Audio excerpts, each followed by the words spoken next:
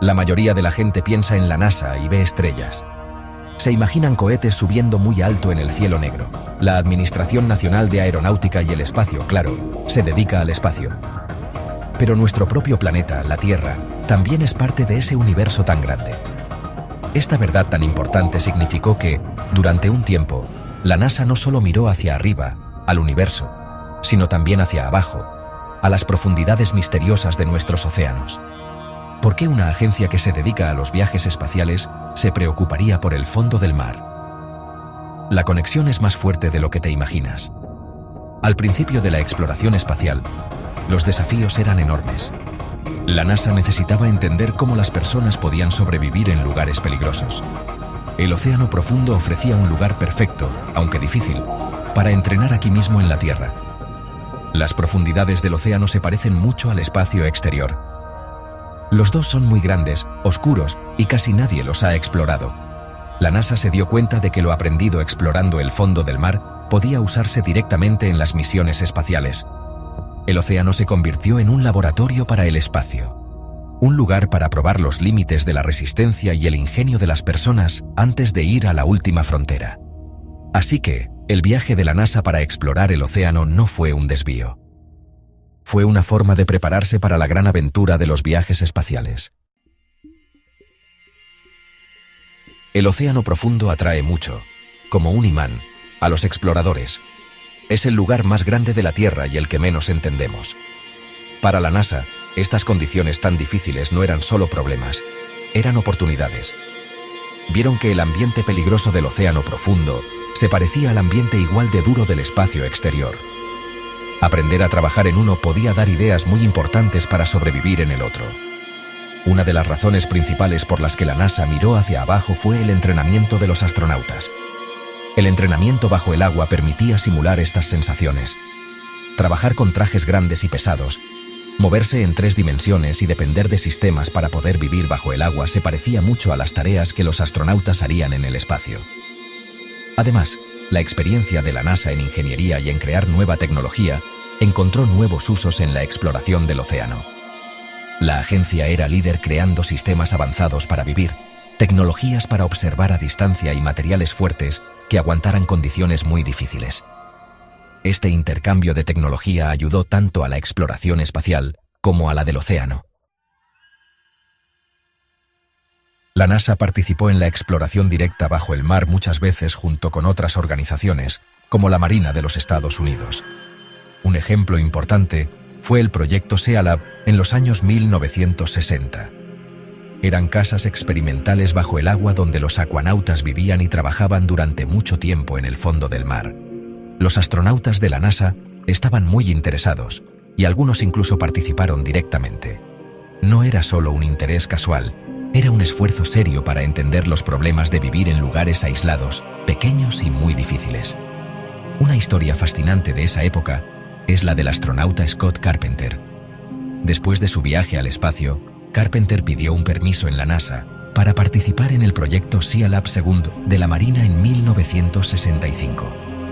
Pasó 30 días viviendo y trabajando en el fondo del océano, cerca de la costa de California. Esto lo convirtió en la primera persona en ser astronauta y acuanauta al mismo tiempo. Estas primeras misiones bajo el agua no eran solo para probar la resistencia, también eran para probar equipos y formas de hacer las cosas. Lo que se aprendió en estas expediciones bajo el agua ayudó a mejorar los diseños de los sistemas para vivir y los planes de trabajo. Aunque la exploración directa de la NASA del fondo del mar fue pequeña, su ayuda para entender el océano ha sido enorme. Los satélites de la agencia son vigilantes incansables, siempre observando los océanos desde el espacio. Recogen datos que han revolucionado la oceanografía, miden la temperatura del mar, descubriendo fenómenos como el Niño y la Niña. Usan altimetría para mapear corrientes marinas y vigilar la subida del nivel del mar. Vigilan el color del océano para detectar fitoplancton. Siguen huracanes y tifones, dando avisos tempranos. Esta visión global es clave para entender el sistema climático, pero el océano profundo sigue siendo un gran misterio. Sección 5. Mareas cambiantes. Las prioridades cambiantes de la NASA. La historia de los esfuerzos de la NASA por explorar el fondo del mar es también una historia de prioridades que cambian. En sus primeros años, la agencia tenía una idea más amplia de lo que era explorar, una que incluía los lugares difíciles de nuestro propio planeta. Pero la NASA es, como dice su nombre, la Administración Nacional de Aeronáutica y el Espacio. Su tarea principal siempre ha sido explorar la atmósfera y más allá. A medida que la agencia crecía, esta misión principal empezó a necesitar todavía más de sus recursos y atención. La carrera espacial contra la Unión Soviética fue algo que impulsó mucho los primeros logros de la NASA. El único objetivo de llevar a un hombre a la Luna y traerlo de vuelta a la Tierra sano y salvo unió a la nación y centró los esfuerzos de la agencia. Este logro tan grande en 1969 fue un antes y un después. Una vez que se llegó a la Luna, la NASA empezó a buscar metas nuevas y todavía más grandes en el espacio. Estos grandes proyectos en el espacio eran, y siguen siendo, increíblemente complicados y caros.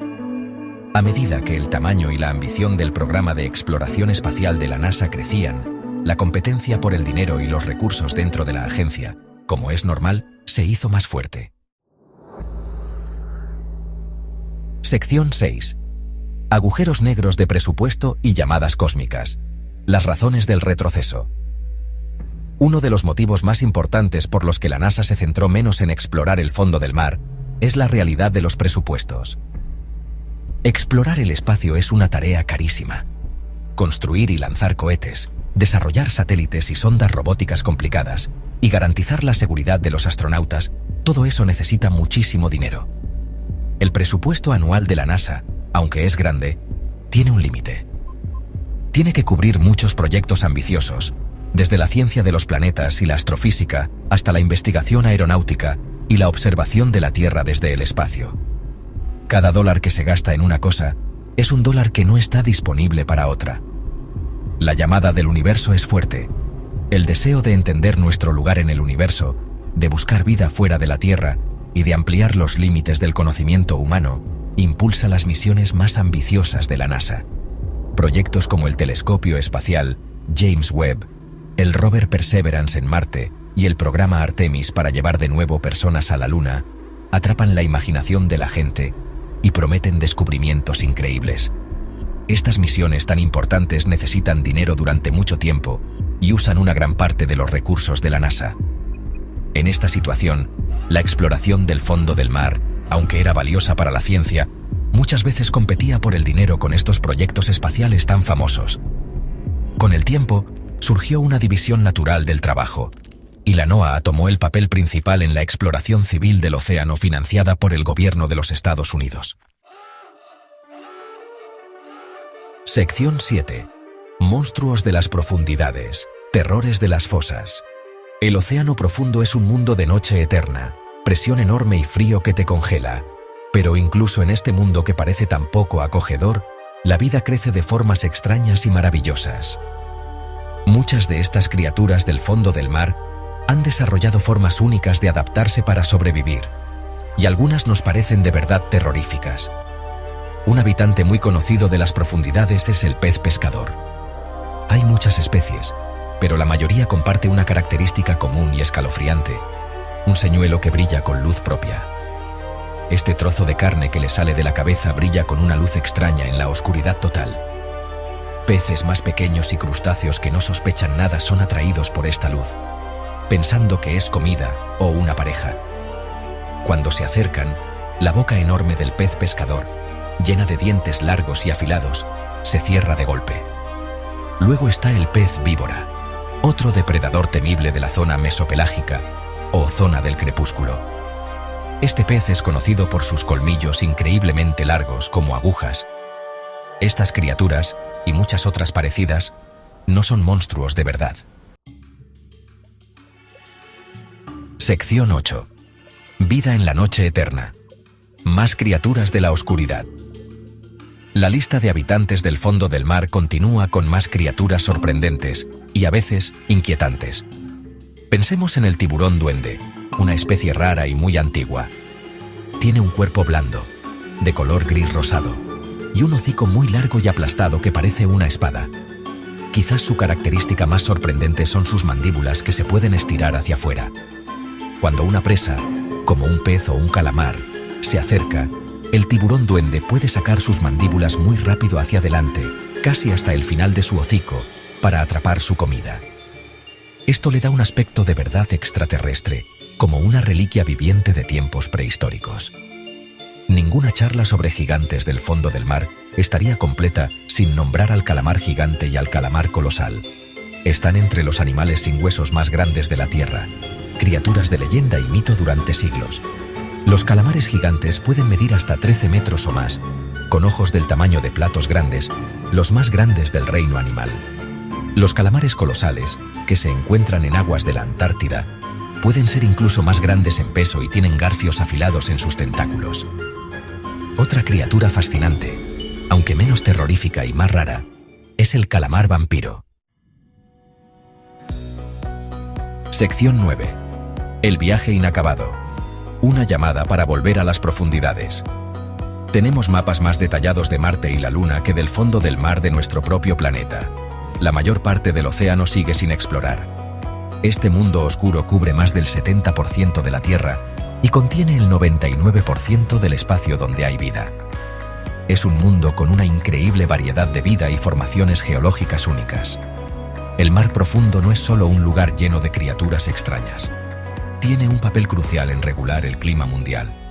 Absorbe calor y dióxido de carbono, protegiéndonos del cambio climático. Sus corrientes reparten el calor, afectando los patrones del tiempo. Los ecosistemas del océano profundo son vitales para el ciclo de los nutrientes.